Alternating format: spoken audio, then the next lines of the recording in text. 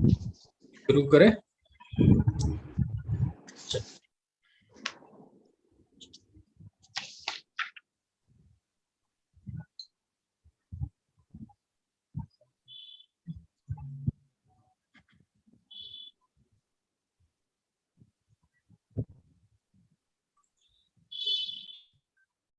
नमोर्हन्ताडं नमो सिद्धाडं नमो वैर्याडं नमो अज्जायाडं नमो लोये सौवसाहुडं मोक्षमार्गस्य नेतारम् एतारं कर्मभूभृतां ज्ञातारं विश्वतत्त्वानां वन्दे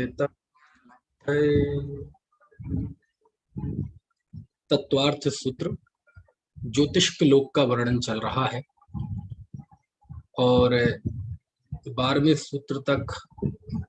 सूत्र में हमने पढ़ा था ये ज्योतिष्क 5 प्रकार के होते हैं: चंद्र, सूर्य, ग्रह, नक्षत्र और प्रकीर्णक तारे।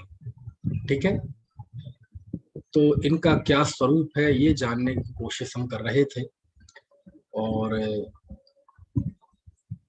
ये कैसे रहते हैं, कहाँ रहते हैं। तो इसके लिए आचार्य ने ये 13वां सूत्र लिखा है। 13वां सूत्र देखें आप। इस सूत्र में लिखा है मेरु प्रदक्षिणा नित्य गतियो नृलोके। क्या अर्थ हुआ? ये ज्योतिष्क देव नृलोके, नृलोके यानी मनुष्य लोक। मनुष्य लोक कौन सा होता है? मनुष्य लोक यानी ये जो 2.5 द्वीप है ना, 2.5 द्वीप को ही मनुष्य लोक कहते हैं। और वो 2.5 द्वीप का क्या गणित है वो मैं बता चुका हूं, तो ये कहलाता है मनुष्य लोक। नृलोके, यह मनुष्य लोक में मेरु प्रदक्षिणा, मेरु प्रदक्षिणा, मेरु की प्रदक्षिणा यानी मेरु के चक्कर लगाते हुए नित्य गतियो, नित्य गमन करते रहते हैं। यानी इसमें 3 चीजें बता दी कि ये ज्योतिष्क देव 2.5 द्वीप यानी नृलोक में घूमते रहते हैं। कहाँ घूमते रहते हैं? मेरु के चारों ओर घूमते रहते हैं। और कैसे घूमते हैं? कभी कभार या कभी मौका आने पे। बोले नहीं, नित्य ही गमन करते रहते हैं। ठीक है, ये किसकी स्थिति है? 2.5 द्वीप के ज्योतिषकों की। और बाकी के जो 2.5 द्वीप के बाहर हैं उनकी क्या स्थिति रहती है? तो कहते वो अवस्थित रहते, बहिर अवस्थित सूत्र आएगा, है ना। तो अभी बाहर वालों की हमें बात नहीं करनी है, वो तो अवस्थित रहते हैं, जहां हैं जैसे हम वहीं रहते हैं। यही कारण है कि 2.5 द्वीप के बाहर दिन रात का जो विभाजन है वो नहीं होता, क्योंकि दिन रात के विभाजन के लिए ये चंद्र और सूर्य इनका गमन करना जरूरी है। क्योंकि 2.5 द्वीप के बाहर इनका गमन नहीं होता, और गमन नहीं होने की वजह से वहां दिन रात का भी व्यवहार नहीं होता। ठीक है, चलिए अब ये गमन कैसे करते हैं। तो आगे का सूत्र है तत्कृत काल विभागा, कि इन्हीं के द्वारा काल का विभाग होता है। काल का विभाग यानी जो समय का बंटवारा है ना, मुख्य रूप से दिन रात, ठीक है, पक्ष, महीना, ठीक है, अयन, ऋतु, वर्ष, ये जो बंटवारा होता है, समय का बंटवारा, समय की जो विभाजन किया गया है वो इन्हीं के द्वारा होता है। किनके द्वारा? इन ज्योतिष्क देवों के द्वारा। ठीक है ना। तो कैसे होता है, तो ये थोड़ा सा हमें जानना पड़ेगा, क्योंकि ये जानने के लिए आपको थोड़ा सा मैप का भी सहारा लेना पड़ेगा। तो मैप का सहारा, चलो कोशिश करूंगा पहले तो कि मैं बिना मैप के ही आपको, चूंकि इसका नक्शा वगैरह थोड़ा बहुत मैं पहले बता चुका हूँ, है ना। तो यदि बिना नक्शे के काम हो जाए तो बहुत अच्छी बात है, लेकिन नहीं होगा तो फिर भी कुछ ना कुछ तो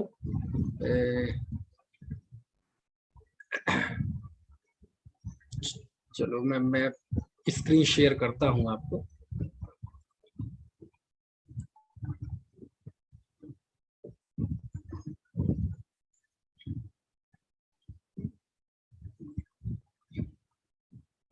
देखो, कल जो मैंने आपको चित्र शेयर किया था वही दोबारा करता हूं। ठीक है, ये है, ये सुमेरु पर्वत है। और सुदर्शन मेरु है ना। सुमेरु तो 5 है, लेकिन उसमें जम्बू द्वीप में जो बीचों बीच है उसका नाम है सुदर्शन मेरु। 5 मेरु है ना, सुदर्शन मेरु, विजय, माली और मंदर मेरु। तो ये सबसे बीच में जो है मध्यलोक के बिल्कुल बीच में जम्बू द्वीप है, और जम्बू द्वीप के बिल्कुल बीच में ये सुमेरु पर्वत है। ठीक है। तो सुमेरु पर्वत ऐसा ये पूरा नीचे से ऊपर 1,00,000 योजन का है और 40 योजन की ये चूलिका है। तो 1,40,000 योजन का है, जिसमें 1,000 योजन जमीन के अंदर है। तो जब जमीन से, इस पृथ्वी से हम 790 योजन ऊपर चलते हैं, तो यहाँ से ज्योतिष के देवों के विमान शुरू होते हैं, और ये 900 योजन तक है, यानी 110 योजन में ऊंचाई की दृष्टि से ये है। और ये ऐसे गमन करते रहते हैं। ठीक है, ऐसे ये घूमते रहते हैं चारों तरफ ऐसे घूमते हैं। 2.5 द्वीप के बाहर ये सब अवस्थित है, घूमते नहीं है, वो स्थिर रहते हैं। ठीक है, इतनी तो बात समझ में आ गई। अब दिन रात का बंटवारा कैसे होता है, तो ये जैसे जम्बू द्वीप में हम ले लें, 2 सूर्य हैं और 2 चंद्र हैं, ऐसे है। तो 2 सूर्य और 2 चंद्र कैसे हैं, तो पहले मुझे आपको एक दूसरा चित्र लाना पड़ेगा।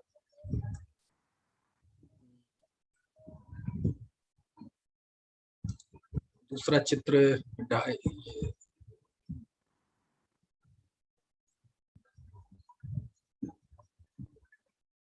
ये ले लेते हैं।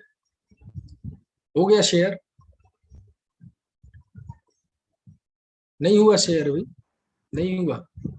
अच्छा ठीक है, कोई बात, हो जाएगा।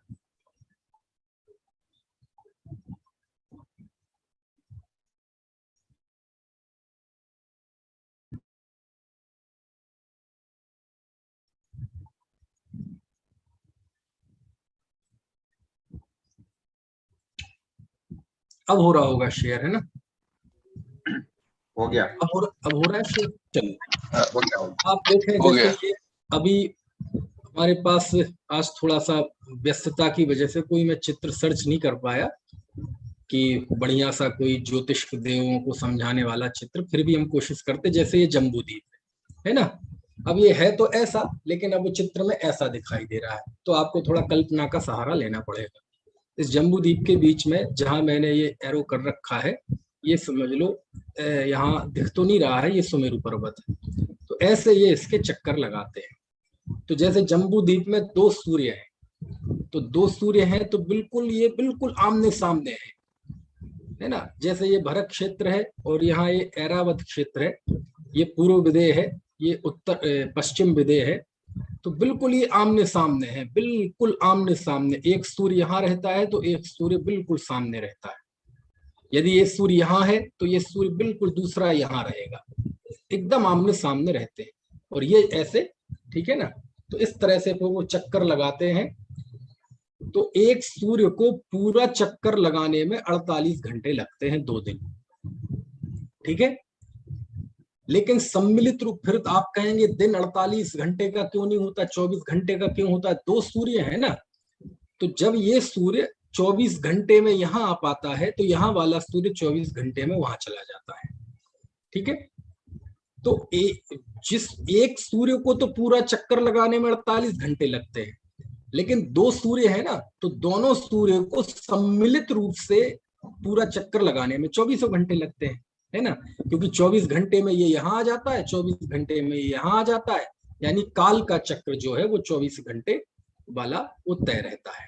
ठीक है, तो एक सूर्य को भले ही 48 घंटे लगे, लेकिन इन दोनों सूर्य मिला के 24 घंटे में चारों तरफ सूर्य घूम जाता है। अब ये क्या होता है कि ये सुमेरु पर्वत से एकदम चिपके हुए नहीं है, ये विमान जो घूमते हैं काफी दूर है, और सूर्य की 184 गलियां कही है, कक्षाएं। और ये सुमेरु पर्वत से काफी दूर जो लवण समुद्र से सटा हुआ हिस्सा है, बाकायदा सबका गणित है। मैं बहुत ज्यादा डिटेल नहीं बताना चाहता, और यदि बहुत ज्यादा डिटेल हो तो इस पे मेरे पहले भी व्याख्यान हुए हैं तीरगरान मंदिर में, और वो यूट्यूब पे हैं। वहां मैंने जब आया था ये विषय तो काफी विस्तार से लिया था। तो यहाँ जो लवण समुद्र से लगा हुआ इलाका है, यहाँ इनकी 184 गलियां हैं। कितनी? 184 गलियां हैं। तो ये चारों तरफ है, ठीक है।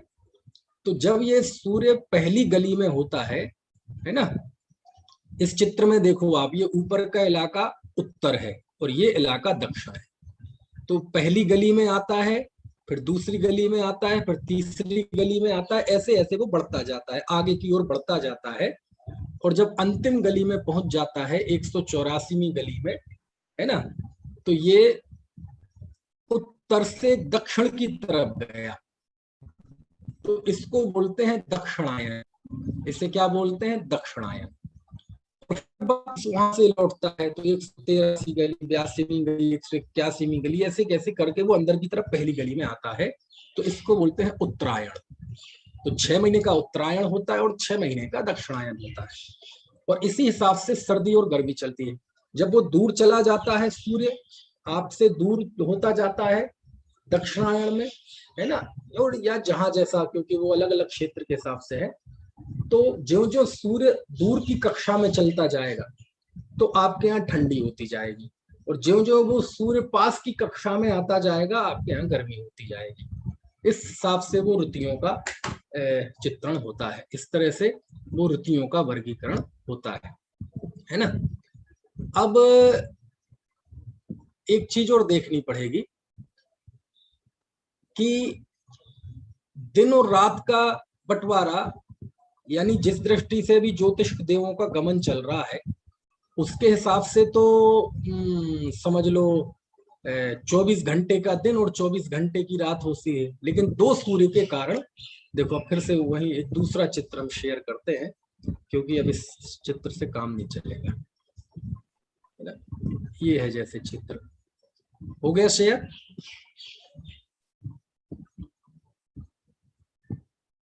ये 2.5 दीप वाला मानचित्र शेयर हो रहा है आपको? हो रहा है भाई साहब, हो रहा है। ठीक है। आप इसको देखेंगे, थोड़ा ऐसे जूम कर लेते हैं। ये अब होता ये है कि जैसे जब ये सूर्य ये चक्कर लगाता है, तो चक्कर लगाते वक्त जब ये एक सूर्य यहाँ है, एक सूर्य यहाँ है, आमने सामने है ना, 2 सूर्य हैं, तो ज्यों ही यहाँ से ऐसा ऐसा ऐसा ये आएगा, ऐसे चलता जाएगा, यहाँ वाला ऐसे ऐसे आता जाएगा, ठीक है। तो जहां जहां सूर्य आता जाएगा वहां ये जहां यहाँ तक आए ना, ये सूर्य को 48 घंटे लगते हैं पूरे। तो 12 घंटे यहाँ आने में, 12 घंटे यहाँ आने में, 12 घंटे यहाँ आने में, 12 घंटे यहाँ आने में। तो जब ये ऊपर ये आर्य खंड के यहाँ से जब ये चलेगा तो यहाँ आने में 12 घंटे लगेंगे, तो यहाँ ये दिन करेगा पूरा, ठीक है। और यहाँ वाला सूर्य यहाँ आ गया होगा तो यहाँ दिन करेगा। फिर इसके बाद ये यहाँ से यहाँ आएगा तो यहाँ रात हो जाएगी, ठीक है। और यहाँ वाला सूर्य यहाँ से यहाँ आएगा तो यहाँ रात हो जाएगी। फिर 12 घंटे बाद यहाँ से यहाँ आएगा तो दिन, और यहाँ आ जाएगा तो फिर रात वहां हो जाएगी निश्चित के यहाँ, है ना। तो इस तरह से 12 घंटे की दिन और 12 घंटे की रात होती है। अब होता यह है, जब ये सूर्य यहाँ से चलता है और जब ये प्रथम गली में आता है, तो उस समय श्रावण कृष्ण प्रतिपदा का दिन होता है। और आप देखेंगे ये जो ये पर्वत दिख रहा है ना, ये जम्बूद्वीप को 6 पर्वतों के द्वारा 7 क्षेत्रों में बटा है। तो सबसे पहला है हिमवन पर्वत, ये दूसरा महाहिमवन पर्वत, ये तीसरा है निषद पर्वत। ये निषद पर्वत 400 योजन ऊंचा, 100, 200, 400। तो जब ये सूर्य यहाँ से निकलकर यहाँ निषद पर्वत क्रॉस करता है ना, तो उस समय ये भरत क्षेत्र से सबसे नजदीक होता है, सबसे नजदीक होता है। और उस दिन वो चक्रवर्ती उन सूर्य में होने वाले जिन बिंबों की वंदना कर लेता है ना। क्योंकि आप देखेंगे कि जो चीज भले, जैसे मान लो आपका 1 मंजिल का मकान, किसी का, आपका या किसी का भी 1 मंजिल का मकान है, तो 1 मंजिल के मकान से दीवार से आप एकदम जाके तट के देखेंगे तो ऊपर छत कुछ दिखाई नहीं देगी। और ज्यों-ज्यों आप उससे दूर आते जाएंगे वो छत पे क्या चीज है वो दिखाई देती है। जब बहुत दूर चले जाएंगे तो छत पे बैठा हुआ आदमी भी दिख जाएगा कि नहीं। तो ऐसे ही एक ऐसी स्थिति बनती है कि जब यहाँ भरत अपने महल की छत पे होता है और यहाँ प्रतिपदा के दिन प्रथम कक्षा में सूर्य जब होता है निषद पर्वत से उदित होता है, तो यहाँ से लेके यहाँ की दूरी जो है ना, इसका गणित लिखा है बाकायदा शास्त्र में। ये चक्षु इंद्रिय की उत्कृष्ट शक्ति है, यानी चक्षु इंद्रिय दूर से दूर कितना विषय बना सकता है वो इतना ही है जितना कि यहाँ से लेके ये निषद पर्वत जहाँ सूर्य उदित होता है वहां की, और वहां चक्रवर्ती की होती है, तो चक्रवर्ती यहाँ से वहां के वो दर्शन कर लेता है और फिर ऐसे ऐसे वो चलता रहता है दिन रात का चक्र। चलिए, ये तो हो गया काल विभाजन। अब 184 गलियों में बाकायदा शास्त्र में एक एक सब लिखा है कि ये कैसे कितने योजन की गलियां होती, 2-2 योजन का बीच में गैप होता है, ये सारी चीजें लिखी हैं उसमें। एक एक इंच का वर्णन, कितना वक्त लगता है उसे, कितनी तीव्र गति से वो चलता है सूर्य चंद्रमा, ये सारा विवेचन आपको इसमें मिल जाएगा इसके खास ग्रंथों में, जो तिलोपनिषद है, त्रिलोक सार है, आदि आदि में सब जगह मिल जाएगा। और द्वादशांग जो है हमारे 12 अंग, 12 में अंग में जो दृष्टिवाद अंग है, दृष्टिवाद के 5 वेद हैं, सूत्र, परिक्रम, प्रथमानुयोग, पूर्वगत और चूलिका। तो सूत्र में तो के 5 भेद हैं, उसमें है सूर्य प्रज्ञप्ति, चंद्र प्रज्ञप्ति, जम्बूद्वीप प्रज्ञप्ति, द्वीप सागर प्रज्ञप्ति, व्याख्या प्रज्ञप्ति। तो उसमें तो पूरा यही वर्णन है, सूर्य प्रज्ञप्ति, चंद्र प्रज्ञप्ति, तो उसमें सूर्य और चंद्र का बहुत वर्णन है। तो ये सारा मूल द्वादशांग का विषय है, जो हमारे आचार्यों को श्रुति परंपरा से कुछ ना कुछ ज्ञान हुआ और फिर उन्होंने उसको लिखा। समझ में आया ना। तो इस तरह से तो ये बात हुई, ठीक है। अब अभी तक जो मैंने बताया इसमें आपको कुछ पूछना है क्या? वो इसमें भी भाई साहब, वो जो चक्रवर्ती की जो दृष्टि है निषद पर्वत पर जब सूर्य रहता है तो कितने योजन है वो गणना, कैसे, कहाँ तक वो दृष्टि, कितने योजन की गणना, मतलब वो दृष्टि नहीं, कितने वो तो योजन मैंने तक बताया। अब वो सब शास्त्रों में लिखा है एक एक इंच का, मुझे स्मरण याद नहीं है वो, है ना। तो बस मैंने बताया वो उत्कृष्ट है, वहां उत्कृष्ट दृष्टि है। हाँ हाँ, वो उत्कृष्ट है, यानी कोई मनुष्य यदि वो कर पाता है तो वहां उसकी समझ लो चक्रवर्ती की होती है ना। तो वो उसमें सब लिखा हुआ है ना। और वो गणना याद भी रख लो तो याद रखते रहो, हमेशा पढ़ते रहो तो याद रहती है। किसी समय मुझे सारी गणनाएं बिल्कुल फिंगर टिप थी, लेकिन वो out of sight out of mind, फिर वो याद नहीं रहती है ना। तो वो सब लिखा हुआ है, कैसे कैसे वो चलते हैं, कैसे क्या करते हैं, है ना, इस तरह से। ठीक है, और किसी को कुछ पूछना है इसमें? पंडित जी साहब, हाँ हाँ बताइए। ये जैसे अपने इंडिया में तो 12 घंटे का अपन ने समझ लिया ये गणित, लेकिन अपन दूसरे देशों में जाते हैं, अमेरिका गए तो बिल्कुल रात है, ऑस्ट्रेलिया गए तो 8 घंटे का फर्क, लंदन गए तो 8 घंटे का फर्क, दुबई में 2 घंटे का। तो ये कैसे आएगा सूर्य की गणना? ये मैंने कल इस पे बात की थी, तो कल रात्रि में या सुबह मुझे ध्यान नहीं है, कल मैंने इस पे बात की थी कि मैं इस विषय का विशेषज्ञ नहीं, समझ में आया ना, ये जो ज्योतिष खगोल वगैरह है इसका विशेषज्ञ नहीं हूँ, भूगोल का, करणानुयोग का, लेकिन जो इसके विशेषज्ञ हैं वो इन सब बातों का समाधान करते हैं, है ना।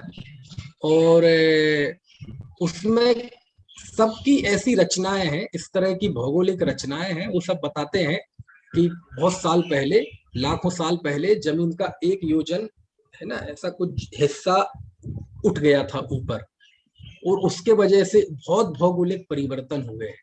यानी आज जो भूगोल दिखाई दे रही है तो इतने इसमें भौगोलिक परिवर्तन हो चुके हैं हजारों लाखों साल में कि बहुत सारी, देखो आज भी जैसे देखो बाहर सूर्य है, लेकिन ऐसी स्थिति भी बन जाती है कि दोपहर में भी 2 बजे का वक्त हो, खूब धूप निकली हो, लेकिन कई घरों के अंदर जाएंगे तो आप अंधेरा होगा।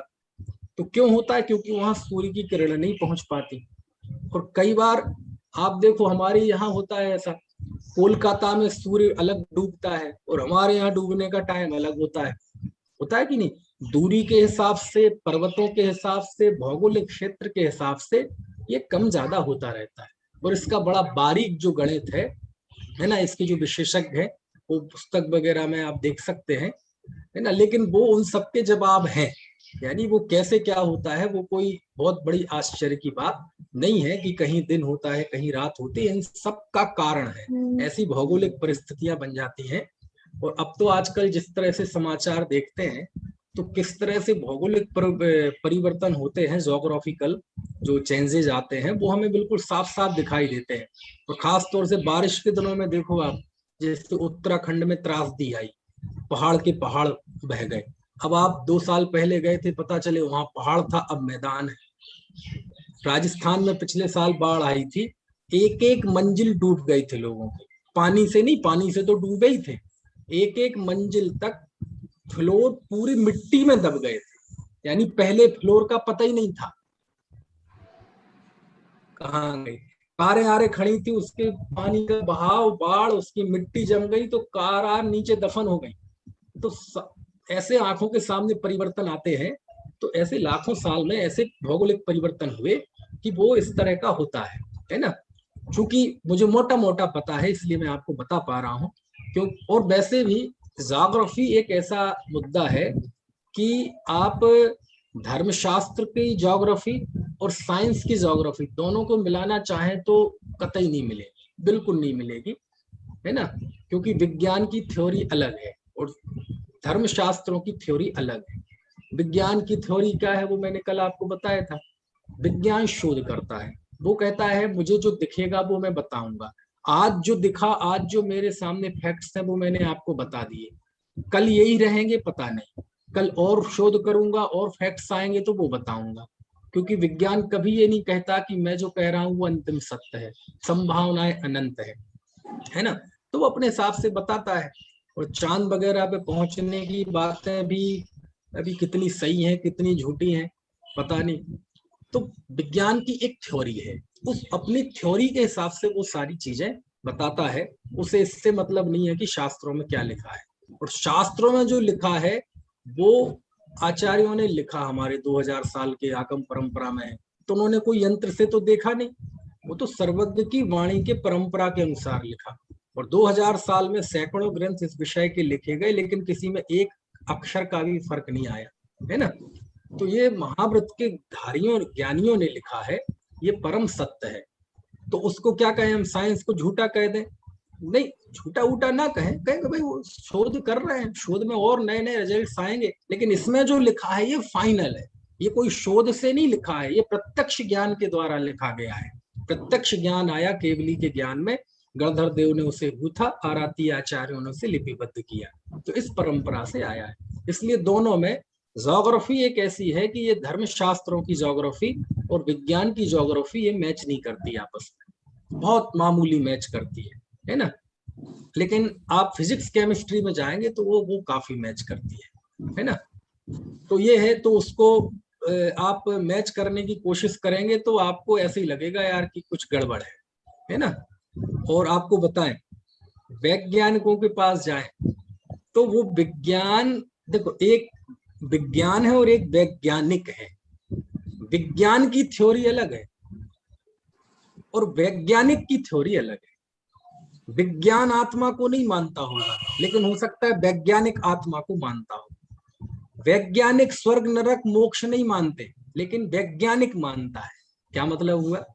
मतलब ये हुआ कि ये जितने जितने बड़े बड़े जितने वैज्ञानिक आप हो, तो चले जाओ इसरो में, ये सब वैज्ञानिक कहलाते हैं, सब साइंस की खोज करते हैं बड़ी बड़ी। लेकिन सब वैज्ञानिकों के अपने ऑफिस में पता चले एक छोटी सी अलमारी है, उसमें किसी देवी देवता की फोटो लगी है, वहां वो अगरबत्ती लगाते हैं। अब उनसे पूछे, अभी आप वैज्ञानिकों को स्टूडेंट्स को पढ़ा रहे थे कारण कार्य संबंध, तो ये क्या है? आपने तो साईं बाबा उन बाबा की फोटो लगा रखी है, अगरबत्ती। बोले यही भभूत खा के तो हम प्रोफेसर बने, वैज्ञानिक बने। अब बता भाई, अब उनसे पूछे इस भभूत का और तुम्हारे प्रोफेसर बनने के बीच में क्या कारण कार्य संबंध है? वो नहीं पता, वो नहीं पता जी हमें। तो आप बताते हो तो स्टूडेंट्स को अपनी रिसर्च में कि कोई ईश्वर नहीं है, कोई, बोले वो विज्ञान का प्रोटोकॉल है, वो विज्ञान, वो साइंस है। मैं वैज्ञानिक हूं, मैं मनुष्य हूं, है ना। उसका प्रोटोकॉल है, ये हमारा प्रोटोकॉल है। और ये भी अपने जो भी प्रोजेक्ट लॉन्च होते हैं ये भी मुहूर्त शुद्ध होते हैं। कमाल की बात तो ये, वैज्ञानिक भी मुहूर्त देखते हैं। वैज्ञानिक भी जिस दिन है ये भी कामनाएं करते हैं, जो जिस धर्म का होगा वो वहां जाके प्रार्थना करेगा कि हमारा ये ठीक हो जाए, ये ठीक हो जाए, वो ठीक, हमारा सही हो जाए, यान हमारा प्रोजेक्ट सही, वो सब मिशन पूरा हो जाए, है ना। यहाँ नहीं अपने यहाँ वो जब वो राफेल आ रहा था तो राफेल की भी पूजा हुई थी कि नहीं, उस पे भी वो मांगलिक चिन्ह और ये सब होते हैं। और हमारे एक मित्र हैं, मित्र क्या बड़े भाई हैं अहमदाबाद में, पंडित स्वानुभव शास्त्री, सोनू शास्त्री, उनके भी व्याख्यान आप सुनते होंगे, कभी गोष्ठी में देखते हैं। तो वो इसरो में है, इसरो में है वो, तो सब वैज्ञानिक उनके सब कलीग्स हैं। तो वो बताते हैं कि भैया कोई ये वैज्ञानिक, ये इनका पेशा है, लेकिन निजी तौर पे ये सब आस्तिक हैं, धर्म को मानते हैं, सब मंदिर जाएंगे, सब मुहूर्त शो देंगे, मुहूर्त नहीं निकलेगा तो अपना प्रोजेक्ट लॉन्च नहीं करेंगे। ये सारी चीजें वो बताते हैं। कभी यदि आपको पूछना हो तो मुझसे फोन नंबर ले लेना, वो सब बताएंगे। वो तो वैज्ञानिकों के बीच में रहते हैं ना। सोनू जी नाम है भाई साहब उनका, है सोनू जी नाम है उनका, सोनू। हाँ, वही तो बताया मैंने, सोनू जी। उनको स्वानुभव कहते हैं हम लोग, सब लोग बोलो सोनू शब्द थोड़ा सा वैसा लगता है ना छोटे छोटे बच्चों का, तो उनका फिर हम लोगों ने नामांकन कर दिया स्वानुभव शास्त्री। स्वानुभव अच्छा लगता है। कई नाम ऐसे लगते हैं ना कि वो उनके कद से टूट नहीं करते। हमारे जब क्या कहते थे, ध्रुव धाम है ना बांसवाड़ा, तो वहां एक बच्चा था शास्त्री, उसका नाम था रॉकी। विनीत जी क्या नाम था उसका? रॉकी। तो मैंने कहा यार कितना बढ़िया लगेगा जब मंच से घोषणा होगी कि आज शाम को पहला प्रवचन पंडित रॉकी शास्त्री का होगा। ऐसा लगेगा कि प्रवचन नहीं करना है, वो कोई बूगी बूगी डांस करने आ रहा है, रॉकी, है ना। ऐसे ही हुआ। ध्रुव धाम में एक बालक आया था, उसका नाम था गणेश। निपुण जी, वो अनेकांत है ना अपना, थोड़ा सा हेल्दी सा, उसका असली नाम मूलतः गणेश था ध्रुव धाम में। तो अब वो आ गया, बोले अब इसका यार गणेश, अब हमारे यहाँ ऐसी संस्कृति है महाविद्यालयों में कि जो भी सीनियर होता है उससे लगा के बात करते हैं। और आज ऐसा नहीं वहाँ मजबूरी हो, नहीं करते ही है, आज भी करेंगे, बुढ़ापे तक भी। मेरे मुंह से यदि मेरे सीनियर का नाम निकलेगा, कितने हम मित्र हो जाए, सामने भी परोक्ष में भी, पीठ पीछे भी, तो सोनू जी निकलेगा। कितने ही मित्र हो जाए, सोनू नहीं निकलेगा, है ना। क्यों विनीत जी, सही कह रहा हूं ना मैं? ये नितिन है, ये हमसे जूनियर है, निपुण हमसे जूनियर है, ये परोक्ष में प्रत्यक्ष में मनीष जी ही बोलेगा। क्यों? अब वो है, ऐसी संस्कृति है, संस्कार है। तो बोले यार अगले साल ये आ जाएगा, अगली क्लास में तो जो जूनियर आएंगे से बोले गणेश जी इधर आओ, गणेश जी सुनो, गणेश जी। तो बोले ये बड़ा, तो फिर उसका नाम बदल के, डॉक्यूमेंट्स में तो वही होगा, उसका नाम फिर सब लोगों ने, हाँ ये बता रहे उमाकांत जी, चंद्रयान के समय में पूजा अर्चना हुई थी, तो उसका नाम बदल के अनेकांत रख दिया व्यवहार के, समझ में। तो ऐसे हम सोनू जी का स्वानुभव कर दिया, उनका वैसे नाम सोनू ही है। तो वो स्वानुभव कहने से आप घबराना मत, कौन से हैं स्वानुभव, स्वानुभूति तो सुनी थी, स्वानुभव कौन आ गए, सोनू जी स्वानुभव कहलाते। तो वो ये भाई साहब, ये जो मनुष्यों की उत्कृष्ट आयु होती है मनुष्यों की देखने की, वो 47,263 योजन तक देख सकते हैं जी दृष्टि। 43,263 योजन तक देख सकते हैं मनुष्य। चलो देखो, इतने बढ़िया बढ़िया श्रोता है हमारे, उनने देख के तुरंत बता भी दिया, है ना, इतनी है। ठीक है, तो कोई पूछ रहा था ना अभी, सुन लो, फिर से बता देना मंगलेश जी। हाँ जी, 47,263 योजन तक देख सकते हैं भाई साहब। मनुष्यों की दृष्टि है उत्कृष्ट दृष्टि है, जो आंख की दृष्टि है उत्कृष्ट, हाँ जी, वो 47,263 तक देख सकते हैं भाई साहब। जैन गणित में 2 कुछ अधिक लिखे, योजन दूर स्थित पदार्थों को देख सकते हैं। योजन। ठीक है भाई, ये मंगलेश जी हैं, ये देवबंद से बोल रही है। देवबंद आपने नाम सुना है? मुस्लिमों का बहुत बड़ा वो है विश्वविद्यालय देवबंद, है ना। उलूम। हाँ, दारुल उलेम। मदरसा। योजन से कुछ अधिक लिख रखी है। है? जैन गणित में गणित है ना, उसमें लिख रखा है 47,263 योजन से कुछ अधिक। हाँ तो ठीक है, कुछ अधिक को छोड़ दो, अभी कुछ अधिक और जोड़ लो। चलो उसमें कौन से पेज पे है बताना जरा, जैन गणित में मेरे पास रखी सामने। वैसे 251 पेज पे। कुछ अधिक का मतलब क्या है? कुछ अधिक यानी बता रहा हूँ 251 पेज पर लो।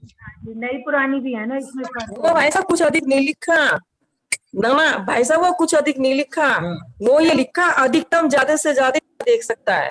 हाँ, जैन ठीक। गणित में है भाई साहब। चलो ठीक है, कुछ अधिक भी होगा तो कोई फर्क नहीं पड़ता। क्या मतलब हुआ सब कुछ अधिक का? नहीं भाई साहब अधिक मतलब नहीं लिखा है। कुछ अधिक नहीं, मतलब नहीं। थोड़ा सा, जैसे नहीं मान लीजिए तो नहीं कुछ अधिक नहीं लिखा भाई साहब, ये लिखा अधिकतम लिखा, इतना तो देख कोई बात सकता है। अधिकतम ठीक है। तो हाँ। कुछ अधिक भी लिखा होगा और कई बार गौण भी कर देते हैं। यदि कुछ अधिक, जैसे अपन कहते हैं ना, मनुष्य पर्याय कितने के लिए मिलती है, तो कहते 2000 सागर के लिए, जबकि 2000 नहीं है, कुछ अधिक 2000 सागर है। तो कभी कभार जब कुछ अधिक थोड़ा सा उसको गौण कर देते, तो कुछ अधिक हो भी सकता है, नहीं भी हो सकता है। चलिए, तो यहां तक बात हो गई। अब एक प्रश्न यहां मैं बीच में लाना चाहता हूं।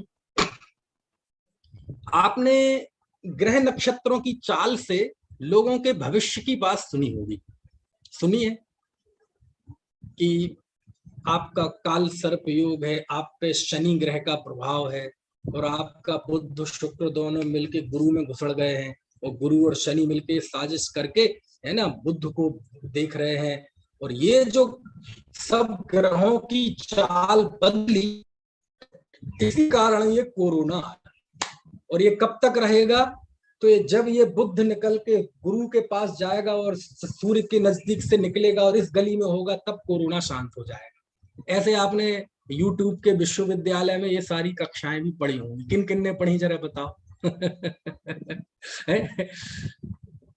जब ये कोरोना शुरू हुआ था, है ना, आप उस समय YouTube पे देखना ज्योतिषकों के अपने अपने अनुमान, तो पता नहीं क्या क्या बता रहे थे, पता नहीं क्या क्या बता रहे थे। कोई कह रहा था 15-21 दिन बाद सूर्य अपनी चाल बदलेगा तो कोरोना भी ठीक हो जाएगा, फिर यहाँ होगा। फिर सारे झूठे, सारे बकवास निकले।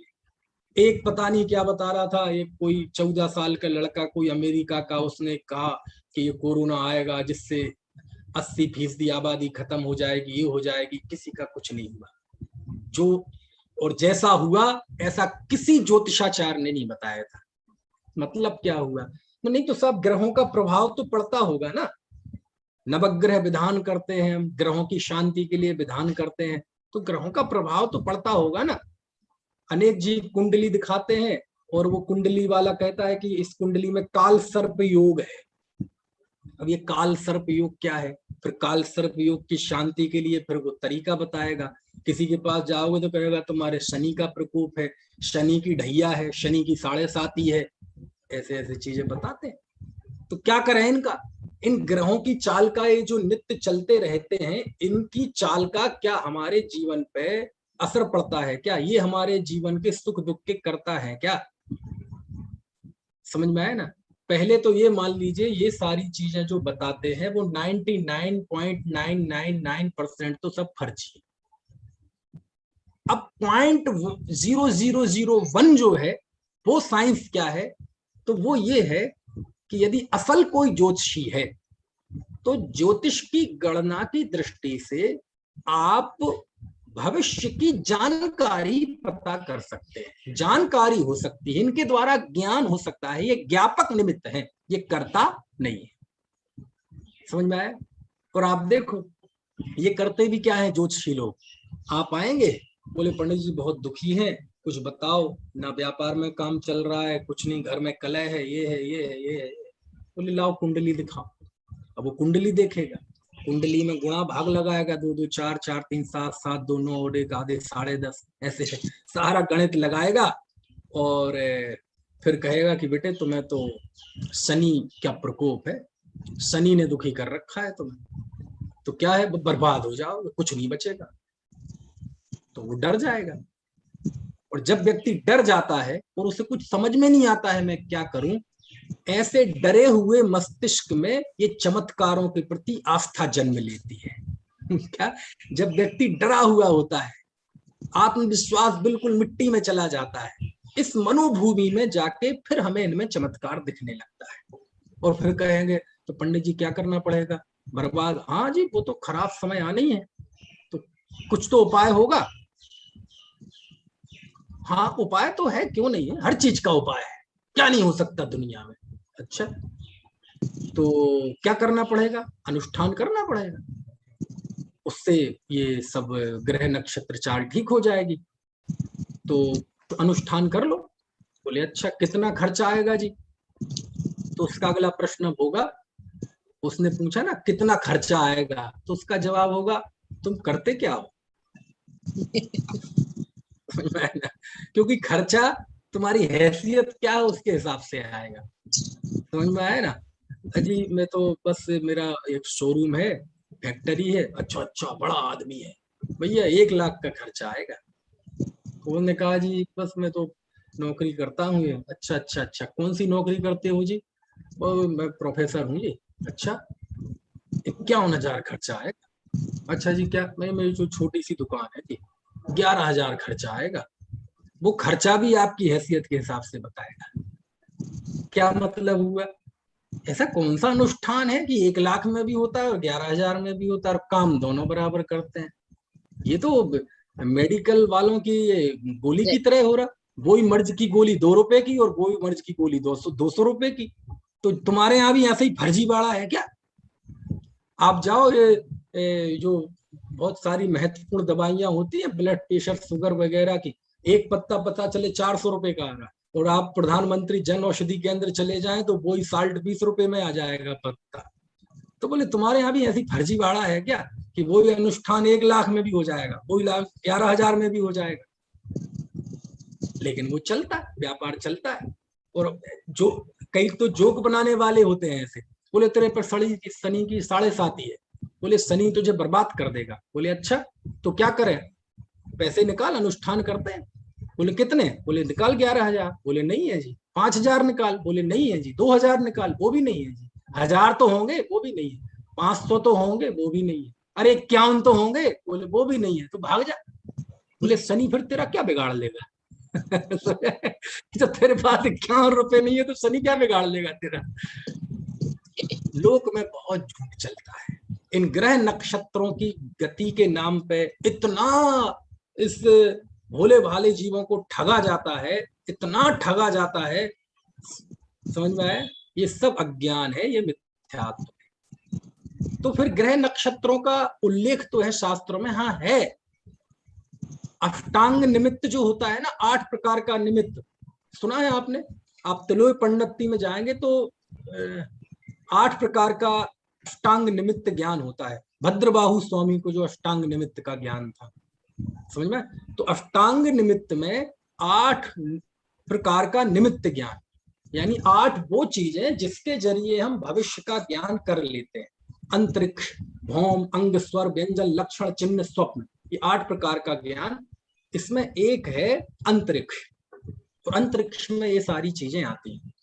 तो अंतरिक्ष में ग्रह नक्षत्रों की चाल को देखकर उस निमित्त से ज्ञान हो जाता है भविष्य का कि ऐसा होगा। वो ग्रह नक्षत्र ऐसा कर नहीं देंगे।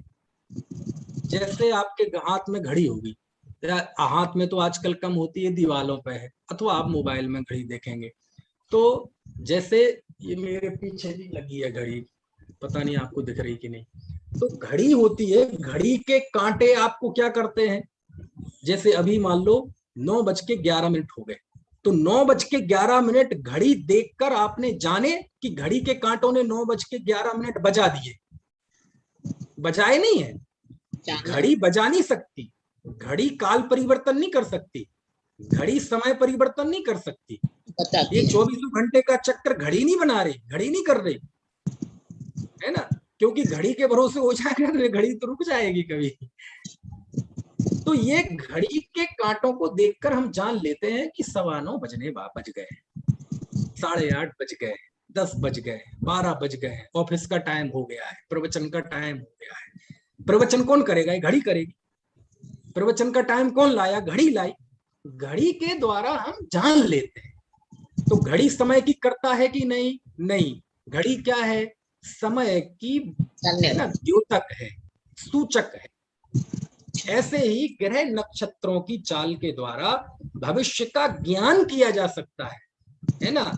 लेकिन उन ग्रह नक्षत्रों के कारण किसी का यश हो जाए, किसी का अपयश हो जाए, किसी का उपकार हो जाए, किसी का अपकार हो जाए, बात बिल्कुल झूठी है। 8 प्रकार के निमित्त ज्ञान में ग्रह नक्षत्र अंतरिक्ष आदि का निमित्त ज्ञान की बात है शास्त्रों में। ज्ञापक निमित्त है ये, कारक नहीं है। बात समझ में आ रही? ग्रह नक्षत्र की चाल बदल देंगे, तू बदलेगा? तू अपने घर में जो लोग रह रहे हैं उनकी चाल बदल के बता दे। ग्रह नक्षत्र की चाल बदलेगा। ये सूर्य एक एक गली में एक एक फिक्स माप लिखा है शास्त्रों में, किसने समय कैसे वो गली एक गली से दूसरी गली में जाता है, और 183वें दिन में अगली 184वीं गली में पहुंच जाता है, फिर उत्तरायण, फिर दक्षिण। तू बदलेगा? ये हिम्मत है तेरे में? क्या बात करते? ग्रह नक्षत्र की चाल बदलेगा? शर्म नहीं आती लोगों को कहने में? ग्रह चाल बदलेगा, प्रकृति का परिणमन बदलेगा। ये चंद्रमा होता है ना, 1 योजन 48/61 योजन का सूर्य होता है, और 56/61 योजन का ये चंद्रमा होता है। समझ में आया ना? हजारों किलोमीटर के ये होते हैं, योजनों का गणित है इनका। कौन? सूर्य और चंद्रमा। इनकी चाल बदलेगा? केवल भोले भाले जीवों को फंसाए रखना, अपना व्यापार करना, ये सब झूठ है, मिथ्यात्व है। शास्त्रों में अष्टांग निमित्त की बात है, ग्रह नक्षत्रों की बात है, लेकिन उसके जरिए जाना जा सकता है, आप बदल नहीं सकते। वो ज्योतिषी कहता है कि आगे मैंने तुम्हारी कुंडली देख ली है, 1 महीने के अंदर तुम्हारे साथ कोई बहुत बड़ी दुर्घटना होने वाली, और वो होके रहेगी, कोई बदल नहीं सकता। अब वो सामने वाला घबरा जाएगा। समझ में आया ना? कोई नहीं बदल सकता जी? नहीं, कोई नहीं बदल सकता। कुछ भी उपाय नहीं है? नहीं जी, कुछ भी उपाय नहीं। ठीक है पंडित जी, तो मैं जाता हूँ, जय जन। अरे रुको रुको रुको रुको रुको, इसलिए थोड़ी कहा मैंने कि कुछ नहीं हो सकता। पहली बार जब हमने कहा कुछ नहीं हो सकता, तो ये तो उसे डराने के लिए कहा। अब कहेंगे नहीं नहीं, कुछ हो सकता है, मैं प्रयत्न कर सकता हूँ, हो सकता है इस परिस्थिति बदले, परिस्थितियों में सुधार आए। क्योंकि ऐसे ठगिया लोगों की भाषा बहुत मीठी होती है।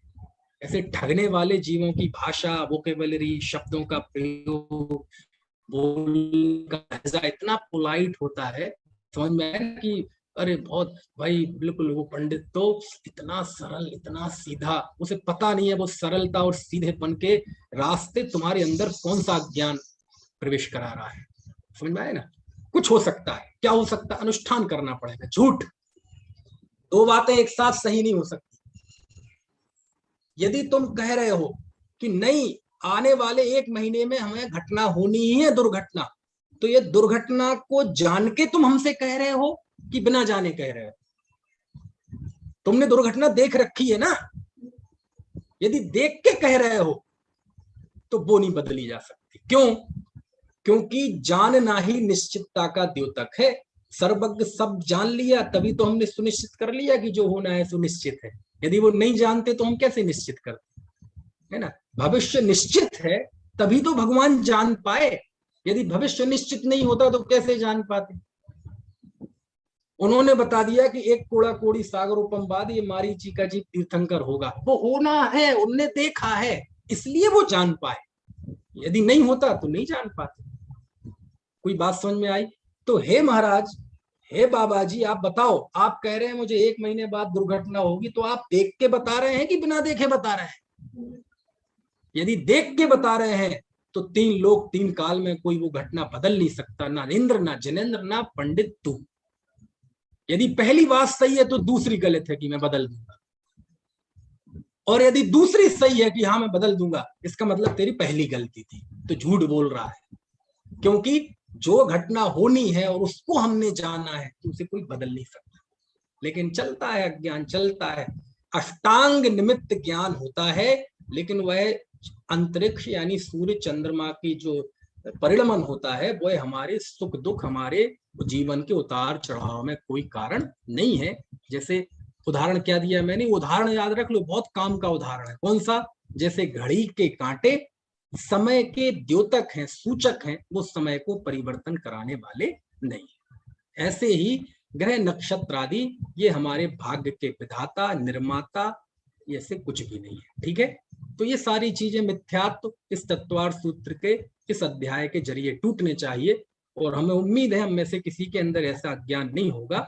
लेकिन जो चीज आई है, कहीं अचेतन मन के किसी कोने में यदि कहीं कुछ पड़ा हो तो वो अज्ञान इस सूत्र के जरिए, इस चर्चा के जरिए निकाल देना कि ये निमित्त ज्ञान के व्यापक तो हो सकते हैं लेकिन ये भाग्य के कर्ता नहीं। क्या करें, अरे आप देखो हमारे अध्ययनों में इतना मिथ्यात्व फैला हुआ है, इतना मिथ्यात्व फैला हुआ है, क्या करें।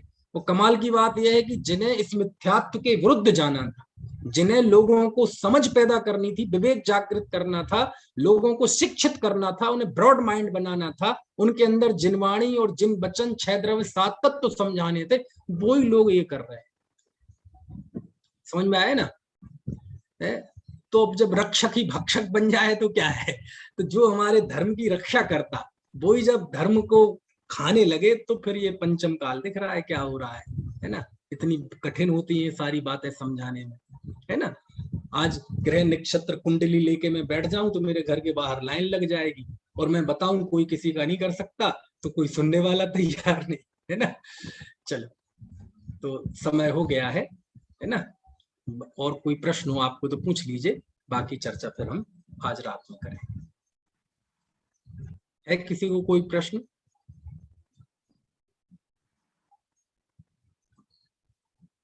चल, जिनवाणी